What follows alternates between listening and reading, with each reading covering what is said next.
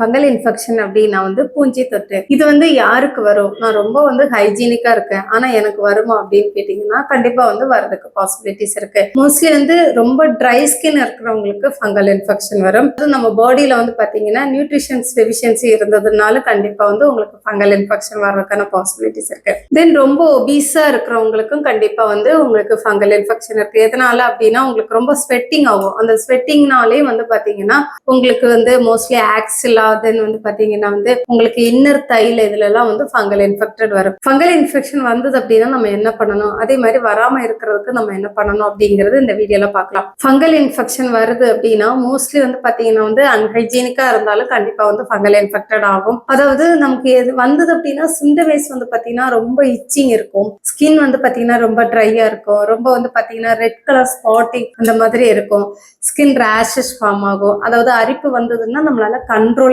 பண்ண முடியாத அளவுக்கு இச்சிங் ரொம்ப சிவியரா இருக்கும். தென் சிவியாரிட்டி பாத்தீங்கன்னா கண்டிப்பா ஸ்ப்ரெட்டிங் இருக்குமா அப்படின்னா கண்டிப்பா ஸ்ப்ரெட்டிங் இருக்கிறதுக்கு பாசிபிலிட்டிஸ் இருக்கு. முக்கியமான விஷயம், நிறைய பேர் ஃபங்கல் இன்ஃபெக்ஷன் வந்த உடனே என்ன பண்ணுவீங்கன்னா இமீடியட்டா ஒரு சோப்பு யூஸ் பண்ற அப்படிங்கறக்காக நல்லா போட்டு நல்லா தேய்ச்சிக்கிறது. அதே மாதிரி தென் ஆயின்மெண்ட் வாங்கி அந்த டைம்ல நான் போட்டா எனக்கு உடனே சரியாகுது, அந்த மாதிரி நிறைய விஷயங்கள் பண்ணுவீங்க. ஆனா அந்த டைம் உங்களுக்கு நல்லா இருக்கும், பட் பாத்தீங்கன்னா திரும்ப திரும்ப வர்றதுக்கு பாசிபிலிட்டிஸ் இருக்கு.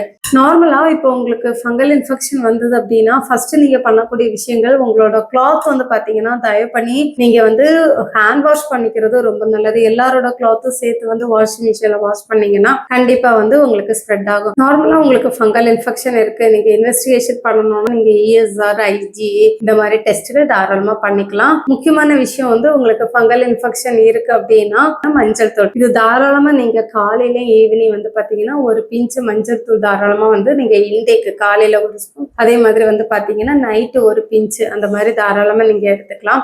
அதே மாதிரி நீங்க தாராளமா உங்களோட உணவுல கர்டு சேர்த்துக்கலாம். எதுக்காக சொல்றேன்னா கர்டுல உங்களுக்கு ப்ரோபயோட்டிக் அதிகமா இருக்கு. இது குட் பாக்டீரியாவோட growth அதிகப்படுத்தும் போது உங்களுக்கு பாத்தீங்கன்னா ஃபங்கல் இன்ஃபெக்ஷன் இருக்குது அப்படின்னா அதோட சிவியாரிட்டி குறையும். முக்கியமா நம்ம பாடியில இம்யூனிட்டியை பாத்தீங்கன்னா பூஸ்டப் பண்ணும். எக்ஸ்டர்னல் அப்ளிகேஷன் நம்ம என்னென்ன பண்ணலாம் ஃபங்கல் இன்ஃபெக்ஷனுக்கு அப்படின்னா ஃபர்ஸ்ட் ஒன் பாத்தீங்கன்னா எல்லாருக்கும் ஈஸியா கிடைக்கக்கூடியது ஆலோவேரா. ஆலோவேரா ஜெல் பிளஸ் பாத்தீங்கன்னா டர்மரிக், இது ரெண்டையுமே நல்லா மிக்ஸ் பண்ணிட்டு நம்மளுக்கு எந்த இடத்துல அஃபெக்ட் ஆயிருக்கோ அதுல அப்ளை பண்ணிட்டு half an hour கழிச்சு வாஷ் பண்ணுங்க. இல்ல ரொம்ப ட்ரையா இருக்கு, ரொம்ப வெடிச்சு இருக்குது அந்த மாதிரி நினைச்சிட்டீங்க அப்படின்னா அலோவேரா ஜெல்லு பிளஸ் டர்மரிக், அது கூட வைட்டமின் E கேப்சூல் ஒன்று போட்டு நல்லா மிக்ஸ் பண்ணி தாராளமா அப்ளை பண்ணிட்டீங்கன்னா கண்டிப்பா உங்களுக்கு ஃபங்கல் இன்ஃபெக்ஷன்ல இருந்து சரியாயிரும். தென் முக்கியமான விஷயம், நம்ம வீட்டிலே எல்லார் வீட்லயும் இருக்கக்கூடியது விர்ஜின் கோகோனட் ஆயில். இந்த விர்ஜின் கோகோனட் ஆயில் தாராளமா நீங்க ஃபங்கல் இன்ஃபெக்டடா இருக்கிற ஏரியால அப்ளை பண்ணிட்டீங்கனாலும் உங்களுக்கு அந்த சிவியாரிட்டி குறைக்கும். எதனால சொல்றேன்னா இதுல ஆன்டி ஆக்சிடன்ஸ் ப்ராப்பர்ட்டிஸ் ரொம்ப அதிகமா இருக்கு,